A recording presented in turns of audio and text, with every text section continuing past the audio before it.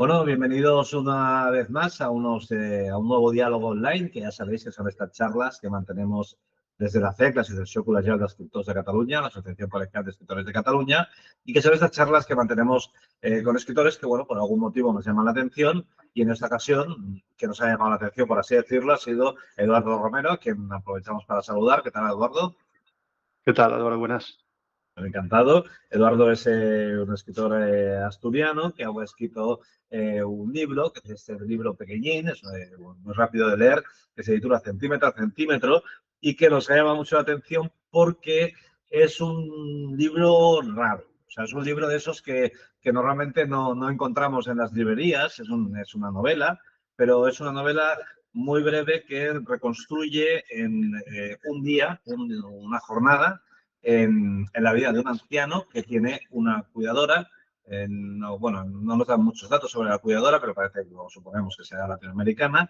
Y el señor es un señor mayor que parece que es viudo, tampoco nos queda muy claro. Y básicamente lo que hace el narrador es seguir, pues desde, por así decirlo, desde la primera pastilla de la mañana hasta hasta la última pastilla de la noche. Por así decirlo de alguna forma, y cómo esta mujer pues le ayuda a ducharse, le cura las heridas en la piel y, bueno, lo que hacen las cuidadoras, digamos.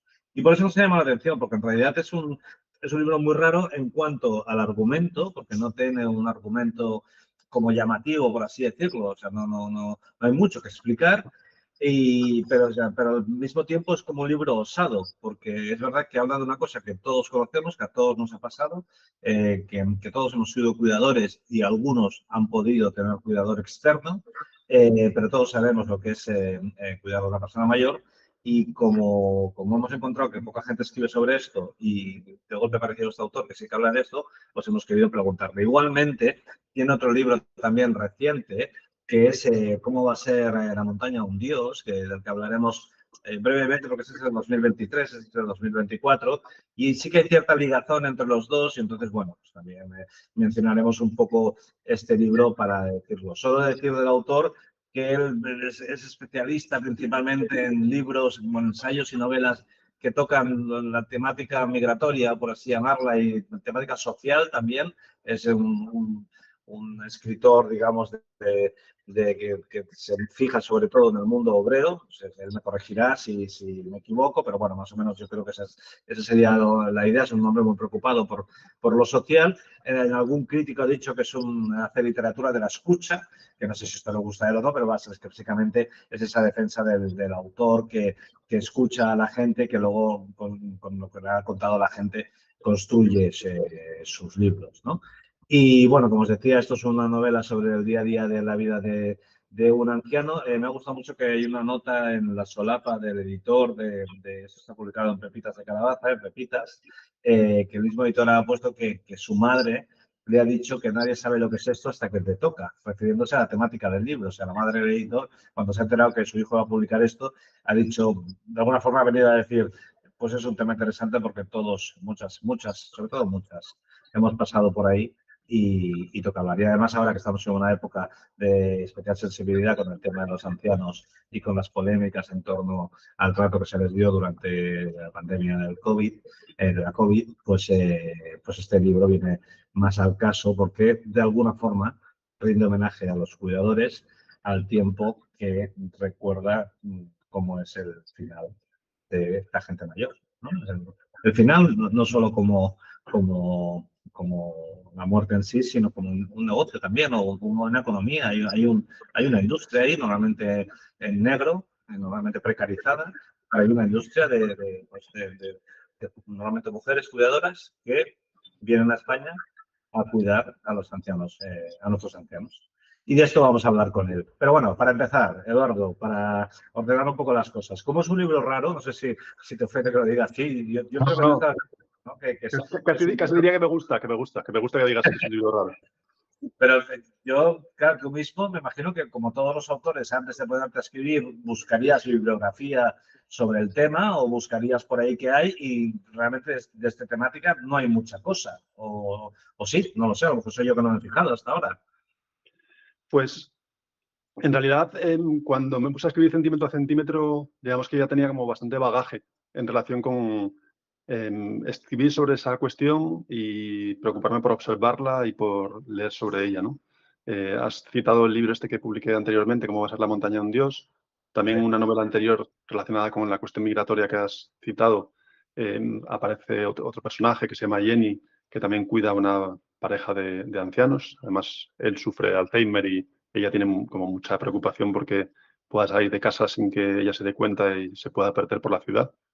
Y en realidad en estos, casi diría 2 décadas en las que he escrito sobre cuestiones relacionadas con las migraciones, con la política migratoria y demás, pues he tenido acceso pues a muchos testimonios de mujeres migrantes, algunas muy buenas amigas mías que se han dedicado durante años y años a cuidar a personas mayores. Entonces, digamos que una fuente de detalles que me permitieron construir esta historia de centímetro a centímetro viene a ser todos estos testimonios que he ido recopilando a lo largo de todo este tiempo. Y por otra parte, aunque no he querido tampoco darle un registro autobiográfico a la historia, no puedo negar que en los últimos años pues, he tenido bastante acceso también a detalles relacionados con el cuidado de las personas mayores por cuestiones familiares. Y digamos que ambas fuentes han sido las principales, más que una cuestión de investigación bibliográfica, porque al final el libro no pretende ser un ensayo que polemiza o que opina en términos teóricos o ensayísticos en torno a la cuestión de cómo se debe ejercer los cuidados de las personas ancianas, aunque me encantaría que este relato diese lugar a ese tipo de conversaciones, pero no es explícitamente lo que aparece en el texto, ¿no? El texto es una historia sencilla, creo, como bien decías, de la mañana a la noche, en la que se hace sobre todo un trabajo literario en torno a los detalles de un día cotidiano. Creo que es, sí, probablemente poco frecuente en la literatura que se trate con tanto detalle una escena de este tipo. Y cuando las traté en el libro de Cómo va a ser la montaña de un dios, en el que aparece pues, un viejo minero que sufre silicosis y una mujer afrocolombiana que termina cuidándole en Asturias y que de esta manera también se establece un vínculo en principio poco previsible o poco visible también entre viejos mineros que abarrotan los geriátricos asturianos y mujeres migrantes latinoamericanas que de pronto están allí en Asturias cuidándoles. Ese vínculo se va creando a lo largo de todo el libro. Y como que de alguna manera algún escritor incluso, cuando leía ese tipo de escenas, pues se sorprendía, me animaba, digamos, a profundizar en esta cuestión. Y por eso centímetro a centímetro es como coger una de esas escenas que en los otros libros estaba montada en un puzzle de historias que se entrecruzaban entre sí y que por tanto es una escena que tenía que pasar relativamente rápido por el propio ritmo del libro, y ahora dedicarme solo a esa escena, ahondando en todos esos detalles minuciosos de lo que es un día de un anciano y la mujer que lo cuida. Al final son como 2 cuerpos. En algún sitio he escrito que son 2 cuerpos que están llevando a cabo una especie de baile a cámara lenta durante todo ese día. Claro, pues esto del baile es lo que se va viendo todo el rato de cómo la chica o la mujer va cogiendo, digamos, al anciano y ahora lo llevo al lavabo y en el lavabo pues le ayuda a ducharse y es verdad que esto que tú dices, que están todo el rato como juntos o salen a pasear y la vuelta. Pero hay una cosa que yo creo que supongo que es, bueno, que es una denuncia tuya, supongo que el motivo es eso, y es que, bueno, en realidad los personajes para los espectadores no sabemos nada de ellos y tampoco el narrador quiere saber mucho. Se da alguna pincelada breve del anciano con algunos comentarios que suelta así un poco casi en esa nebulosa de la memoria que debe tener, suelta con algún comentario sobre la guerra civil o alguna cosa así y tal. Y de ella tenemos algún ligero comentario sobre su padre y tal o tal, pero ella es prácticamente invisible en realidad, porque aunque todo el rato ella está haciendo cosas, el lector no consigue formarse una idea de ella ni física ni psíquica, bueno, psíquicamente quizás sí, pero físicamente o en cuanto históricamente, de dónde viene esta mujer, quién es y tal, no decimos nada. No sé si es una denuncia hacia la invisibilización en el que a la que están sometidas estas cuidadoras, o no sé, porque ella está más ausente que él en el texto, aun cuando es fundamental ella. Bueno, para mí era importante en este caso como fijarme sobre todo en lo que eran las propias tareas del cuidado, ¿no? Los 2 cuerpos moviéndose entre sí son los que protagonizan la historia. Y muchas veces se habla de lo duro que es cuidar a las personas mayores y a veces eso se nombra y se dice con mucha contundencia, pero me parecía necesario como hacer un relato en el que se contase minuciosamente eso de que es duro cuidar a los ancianos. Pero, vale, ¿cómo es eso? ¿Cómo es eso en el detalle? Más allá digamos, de la consideración general sobre la dureza, sobre la dificultad que entraña esta cuestión, ¿no? Y por otro lado, el ejercicio explícito de contar toda la historia de las migraciones, de las llamadas redes transnacionales de cuidados, de las mujeres migrantes cruzando el océano para acabar cuidando a ancianos aquí, es un ejercicio que yo ya había hecho en otros libros. Entonces, no era eso lo que me interesaba hacer ahora.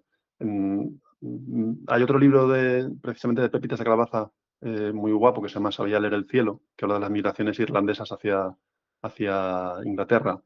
Y este libro, que tiene poco que ver con lo que estamos hablando ahora, tiene un prólogo de John Berger, en el que John Berger habla de los silencios en la literatura. Y esta es una cuestión que también me interesa mucho y he comentado, por ejemplo, en algunas conversaciones que han sido publicadas con otra novelista precisamente riojana que se llama Elvira Valgañón. Y en mi librito de Centímetro a Centímetro se juega un poco con esta cuestión del silencio. Es decir, no es tanto una denuncia, en este caso, no decir sobre la mujer para denunciar su invisibilidad, sino más bien es introducir pequeños elementos sobre la biografía de la mujer, pero solo los imprescindibles para que quien está leyendo pueda imaginarse el resto de la historia.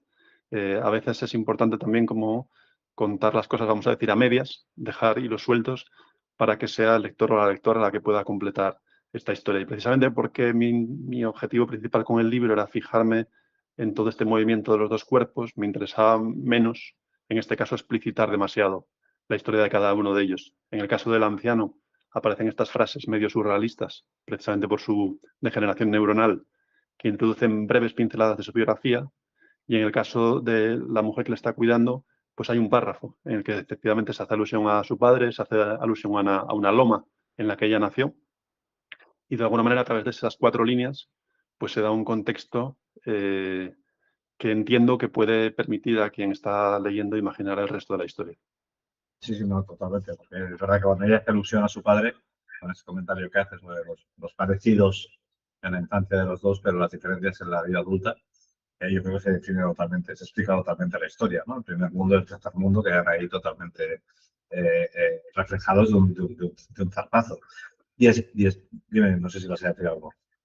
Sí, no, iba a decir claro, también hay lo que se nombra, digamos, en esa relación entre el llamado primer mundo y el llamado tercer mundo, es como que la historia de este viejo, que por lo que cuenta hace 2 o 3 generaciones, su familia era una familia campesina, humilde, pobre, que atravesada también por la guerra civil y tal, que digamos que esa realidad se puede parecer más a esas 2 o 3 generaciones anteriores de la persona que cuida.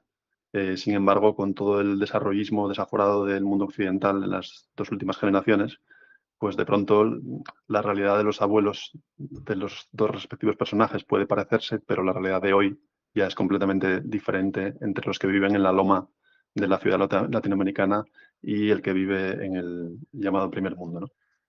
Claro, de hecho bueno, tú vienes del mundo del deporte, si no me equivoco, y tú has reflexionado como, bueno, no tanto en este libro, que quizás no se vea, pero sí que sobre la importancia de los cuidados físicos, fisioterapéuticos, digamos, o de la investigación en torno al cuidado del cuerpo para asegurar pues que los ancianos tengan una vejez más agradable que lo que puedan tenerlo, digamos. ¿Crees que esto está muy abandonado actualmente o crees que se están haciendo realmente esfuerzos por mejorar la vida de los ancianos o que, como se dice muchas veces, los tenemos ahí como ya abandonados? Sí, es una reflexión que no está explícitamente en el libro, pero que sí que está en mí a la hora de escribir este texto.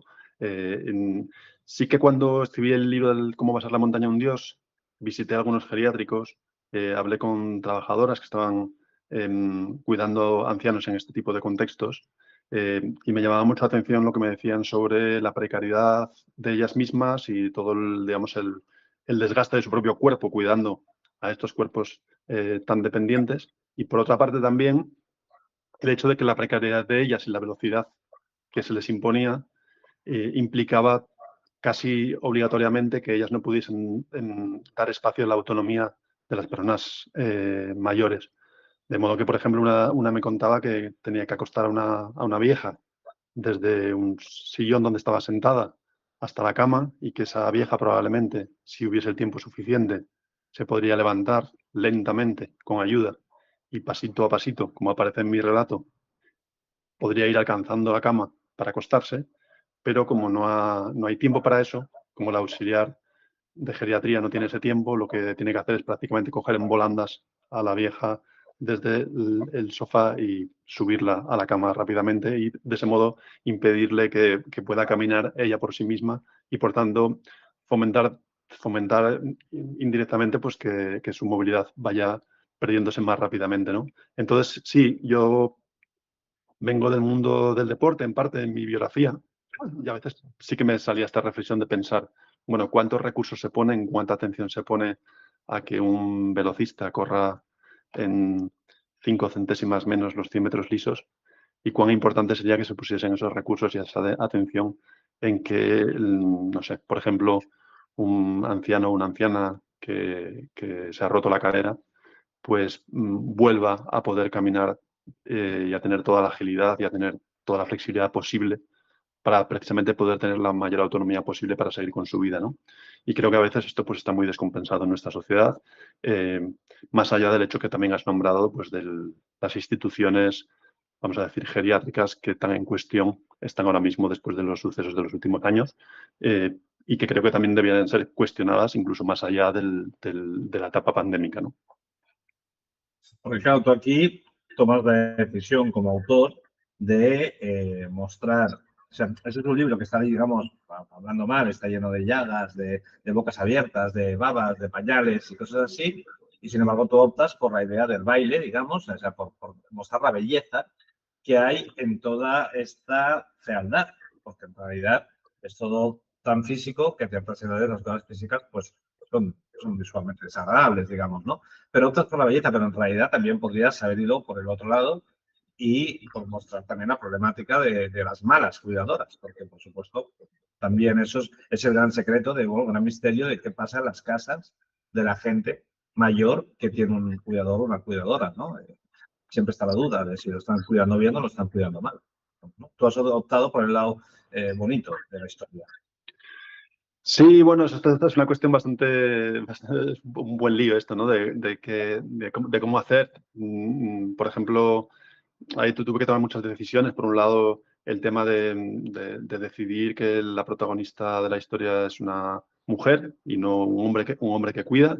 Decidir que la persona que cuida es una mujer migrante que está contratada y no es una mujer de la propia familia que está cuidando al anciano. Decidir que el anciano es un señor y no es una señora, por ejemplo.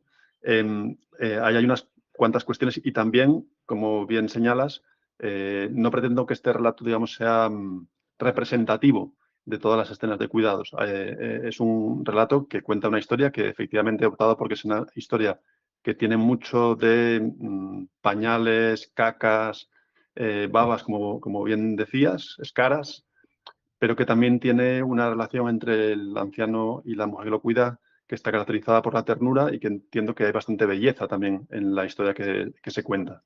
No con ello quiero decir que todas las relaciones de cuidado sean así de guapas y efectivamente pues hay personas que cuidan a los ancianos y a las ancianas, sea de forma remunerada o sea por relaciones familiares o como sea, que pueden ser crueles con esos viejos, que pueden ser muy poco delicadas, que pueden ser... Y también hay viejos y viejas que pueden ser despóticos o que se les puede haber ido la cabeza y pueden tratar fatal a las personas que les están cuidando. Yo he recopilado también muchos testimonios que tienen que ver con este tipo de relaciones. Entonces tampoco pretendía yo con esta escena como reproducir una escena que tiene que servir para cualquier relación de cuidado, ni tampoco pretendía con ello como esencializar el papel de la mujer cuidadora como una mujer que tiene que ser abnegada y que tiene que cumplir con ese mandato de ser siempre tierna, de estar siempre ahí. Es decir, no hay una voluntad, digamos, de sacar una conclusión No, claro. tan contundente y tan de conjunto, sino que, sin más, es una historia, un relato que opta por el registro literario, por esa mezcla entre entre la dureza del cuidado y la belleza del cuidado, y que a partir de ahí puede dar lugar a conversaciones como las que estamos teniendo tú y yo ahora, que abren el campo para hablar de otro tipo de relaciones que no son las que se cuentan en esta historia concreta, pero que también existen, por supuesto. Claro, yo en alguna entrevista he leído que tú hablabas también bueno, porque estas mujeres, en el caso de las cuidadoras latinoamericanas que vienen aquí, pues vienen desde Latinoamérica, eh, no sé si sabiendo que van a trabajar en esto o a la buena de Dios, pero tú has hablado alguna vez de la selección que se hace en los propios países de origen para el envío de las trabajadoras a España, que es un poco, cuando te oyes, lo explicas tú, parece un poco como una cosa de mirar la calidad de las yeguas y de los caballos, porque es, bueno, yo cuando te oí explicarlo tenía un punto de crueldad y de selección física tremendo.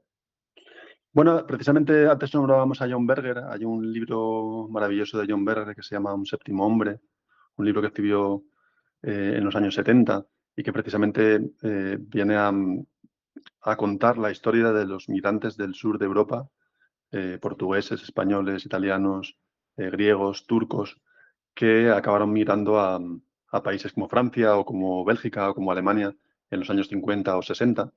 Hay una feminista italiana que se llama María Rosa da Costa, que habla también de esta cuestión de las migraciones de ese momento, en un libro muy guapo también que se llama Dinero, perlas y flores en la reproducción feminista.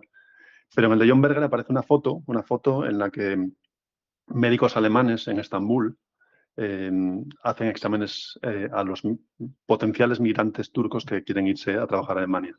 Y en esas fotos, efectivamente, aparecen estos migrantes tratados como, sí, como caballos. Se les abre la boca para examinarles los dientes, se les aparta el calzoncillo para mirarles los testículos y se les hacen un montón pues de pruebas y de exámenes para decidir quiénes son los más robustos, los más sanos, los más productivos para ser conducidos a Alemania para trabajar como fuerza de trabajo migrante allá, ¿no? Son fotos, de hecho, que están hechas 15, 20 años después de Auschwitz y que son realmente inquietantes ver esos cuerpos desnudos examinados por los médicos para seleccionar a aquellos que convienen más a la economía alemana. Y cuando escuchaba, por ejemplo, a Jenny, la mujer protagonista de mi libro En Mar Abierto, me acordaba mucho de esta foto, porque cuando ella en Lima sufrió este proceso de selección, no era para ser cuidadora de ancianos, en realidad ella venía para la temporada alta de la hostelería en un territorio del Estado español. Y el Ministerio de Trabajo y las empresas que se encargaban de esta selección, pues hacían cosas parecidas a las que aparecen reflejadas en las fotos del libro de John Berger. Les hacían análisis de sangre, les hacían análisis de orina, les hacían análisis de esputos, les hacían un montón de pruebas, tanto psicológicas como de desempeño laboral, para escoger aquellas que consideraban que eran más rentables para traerlas simplemente durante 4 meses a España, con la obligación de luego volverse a su país cuando terminase la temporada alta. El caso de Jenny luego va por otros lados porque ella decide quedarse aquí sin papeles, y lo que cuento yo en aquella novela de Mar Abierto pues es precisamente su lucha por permanecer en el territorio español y por buscarse la vida, y cómo en ese itinerario precisamente acaba cuidando a una pareja de viejos muy dependientes, la escena que contaba al principio de la entrevista, ¿no? Ahora precisamente está bueno, en toda Europa en realidad el tema de la inmigración como arma de pelea política, por así decirlo. Estamos viendo estos días aquí con mucha facilidad y siempre que los que defienden, digamos, la inmigración siempre lo hacen con argumentos como pues, quién pagará la seguridad social, quién recogerá la fruta, quién atenderá en las mesas en los bares, pero está este otro tema de las cuidadoras, sobre todo en una Europa que va para vieja, digamos, ¿no? Una Europa casi ya sin gente joven y tú planteas, digamos, el tema de la inmigración en este libro de alguna forma, como también, bueno, la necesidad de cuidar a toda esa gente mayor que está subiendo en tropel, digamos, ¿no? A las estadísticas. Sí, ahí, bueno, precisamente la editorial Virus en su momento me pidió escribir un prólogo para un libro de Sam Rankos Ravi, un profesor iraní que está ahora mismo trabajando en Suecia. Él contaba su migración desde Irán a finales de los años 80 y luego ha acabado siendo profesor de antropología en una universidad sueca y escribiendo este libro Yo soy frontera, que me parece muy interesante. Y cuando Birch me pedía que escribiese este prólogo, precisamente hablaba de esta necesidad de una cierta ambivalencia de la política migratoria europea desde un punto de vista capitalista y de explotación de la fuerza de trabajo migrante, ¿no? Por un lado, la dinámica es la de fortalecer y endurecer los mecanismos de la frontera. Frontex cada vez es más poderoso, cada vez tiene más policías encargados de cerrar las fronteras, las vallas, los muros, los controles marítimos son cada vez más duros, las políticas de deportación y de expulsión también lo son. Entonces hay este lado de la política migratoria que tiene que ver con el endurecimiento de las fronteras y con garantizar el privilegio de la población europea frente a la llegada de migrantes de otros lugares, de territorios que cada vez están más impactados pues, por el expolio energético, el expolio alimentario, la crisis climática y por todas, digamos, las causas que se van concatenando y reforzando entre sí para que la gente se tenga que ir de sus lugares de origen para tratar de alcanzar lugares como Europa. Y por otro lado, la política migratoria tiene esta otra parte, que es que necesitas seguir reclutando fuerza de trabajo migrante joven para ejercer determinados empleos que son esenciales para el sostenimiento de la economía europea, ¿no? Y uno de esos grandes espacios laborales que necesita la economía europea ante una población tremendamente envejecida es precisamente pues, que cientos de miles, que millones de migrantes acaban ejerciendo el trabajo de cuidados en nuestros países. ¿Te gusta el término de literatura de la escucha, esta etiqueta que te han puesto? ¿Te ves identificado? Pues sí, sí me gusta. Creo que una gran representante de esta literatura de la escucha es Svetlana Alexievich. Siempre me han gustado mucho sus libros. Y ¿Cómo va a ser la montaña un dios? Precisamente abre con una frase de Alfredo Molano, que es un sociólogo, pensador, un personaje que se ha muerto hace unos poquitos años en Colombia, y que él decía el día que le dieron el doctor honoris causa a la Universidad Nacional en Colombia, decía, escuchar es casi escribir. Me parece una frase muy guapa y de alguna manera inspira las cosas que yo hago. El libro es como cómo va a ser la montaña un dios o como autobiografía de Manuel Martínez, que es la historia de un miembro de la coordinadora de presos en lucha en la época del final de la dictadura y el inicio de la democracia en el Estado español. Y quizás no refleja tanto lo que he hecho en centímetro a centímetro, que es otra cosa diferente, ¿no?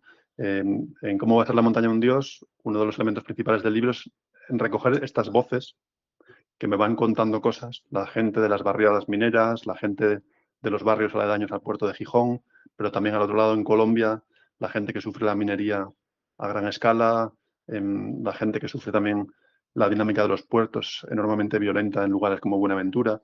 Entonces, toda esta gente que va contando sus historias se van introduciendo en el libro y es una especie de voz coral, una voz colectiva que va contando la historia del mundo del carbón que en Asturias desaparece mientras barcos llenos de carbón llegan procedentes de Colombia al puerto de Gijón, ¿no? Una paradoja que habla también del capitalismo fosilista, de las paradojas de la transición verde, etc. Entonces sí que es una herramienta que utilizo mucho, no en un sentido del periodista que va recogiendo voces y las va grabando y luego las va reproduciendo, porque yo la verdad es que no utilicé en mi vida jamás una grabadora. Más bien estableciendo relaciones estrechas vinculadas a toda esta dinámica de la lucha antirracista y de generar tejido comunitario colectivo y que con gente con la que tengo bastante confianza, pues me va contando historias, algunas de las cuales acaban siendo reflejadas en mis libros, ¿no? Sin embargo, en centímetro a centímetro, esto de la literatura de la escucha no funciona tanto porque no es un registro de tratar de introducir esas voces, sino más bien es un narrador que cuenta la historia de estos otros personajes de los que hemos venido hablando. Bueno, pero igualmente, aunque tengas una experiencia personal, digamos, cercana a la temática de centímetro a centímetro, también todo esto, la cantidad de detalles que esto contiene, también tendrá una literatura de la escucha en cuanto que te lo habrán contado muchas de esas migrantes con las que has tratado o muchos de esos ancianos con los que has tratado en tus otros libros, en cómo va a ser la montaña un dios o el otro tal. Y en ese sentido también tendrá literatura de la escucha, aunque luego no reconstruyas la vida de una persona, digamos. Sí, la escucha como método de investigación, sí. Claro. Quizás estaba yo quedándome ahora como una cosa más literal, que era la escucha como la introducción de voces en primera persona, que es ese registro tan conocido de Svetlana Alexievich, que yo también uso bastante y en este caso no lo utilizo, pero efectivamente como método para luego tratar de imaginar la escena de centímetro a centímetro, por supuesto que sí que hay mucha tarea de escucha de testimonios, de historias que te cuentan en relación con este mundo de los cuidados. Oye, y ya una última pregunta, saliendo un poco de la temática y saliendo un poco como peteneras, espero no pillo que desprevenido. ¿Tú sabrías decir en qué momento, si hay algún momento en tu infancia o juventud que tú tuvieras, digamos, como la llamada de la literatura? Es decir, ¿recuerdas alguna ocasión de joven que justificara que de mayor hayas acabado convirtiéndote en escritor?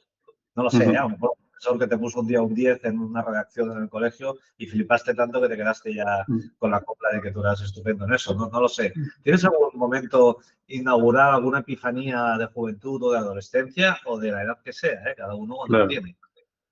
Bueno, de infancia y juventud lo que puedo tener es como el recuerdo y también la imagen que te traslada la gente de tu familia y tu entorno, ¿no? Sobre mi voracidad leyendo todo el rato por ahí escondido leyendo libros, ¿no?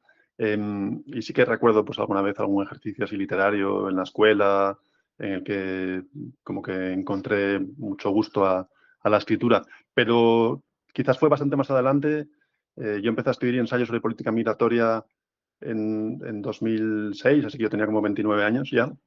Sí. Y fue unos pocos años después, quizás más bien a través de la relación con otros escritores y escritoras que leían mis textos sobre cuestiones que tenían que ver con las migraciones y que al leer alguno de mis primeros relatos, recuerdo sobre todo pues, a Santiago Albarrico, un filósofo amigo que se ha convertido también en un maestro, pues que me animaba a desarrollar también mi voz narrativa y no quedarme solo en escribir como ensayos divulgativos sobre las cuestiones migratorias, sino tratar de aprovechar lo que él consideraba que era una voz narrativa que podía funcionar y hacer cosas interesantes. Y por eso en 2007 creo que publiqué mi primer libro de relatos, A la vuelta de la esquina, Relatos de racismo y represión, y precisamente Santi Albarrico escribió el prólogo de ese libro.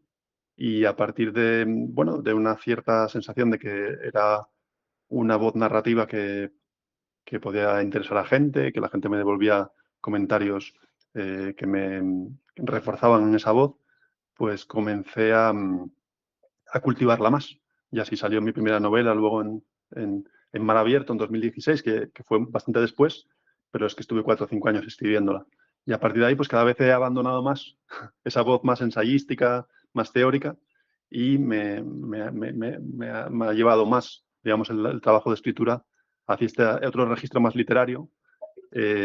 Centímetro a centímetro diría que sería un registro puramente literario, mientras que libros como Cómo va a ser la montaña de un dios mezclan pues momentos de ensayo, momentos de reportaje periodístico, momentos de voz literaria y van montando como libros así como híbridos con este conjunto de registros. O sea, que si a ti de pequeño te hubiera preguntado qué querías ser de mayor, tú no eras de los que decían escritor. O sea, a ti te vino como más tarde la cosa de ser escritor, te vino después de ser escritor, de hecho. O sea, siendo ya escritor, descubriste que querías ser escritor.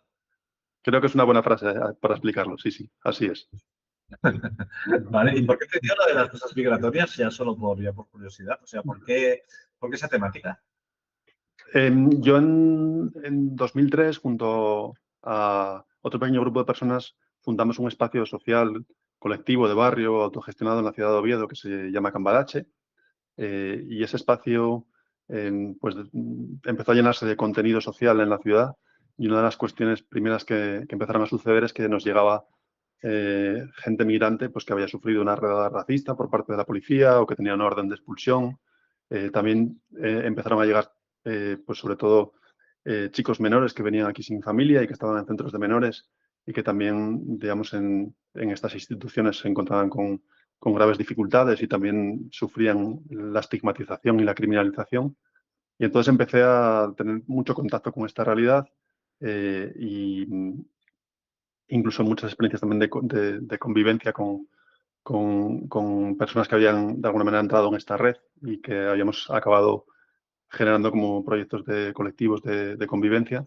y por eso pues empecé a escribir con un librito que se llamaba ¿Quién invade a quién? El Plan África y la Inmigración, en el que en 2006 pretendía como mostrar cómo el discurso acerca de las políticas de desarrollo de los países africanos y del control de la migración en realidad escondían pues intereses de las multinacionales españolas en torno al petróleo, en torno a la pesca y en torno a la privatización de los servicios públicos en ciertos países africanos, y que la migración se convertía en excusa para tomar posiciones empresariales en estos territorios.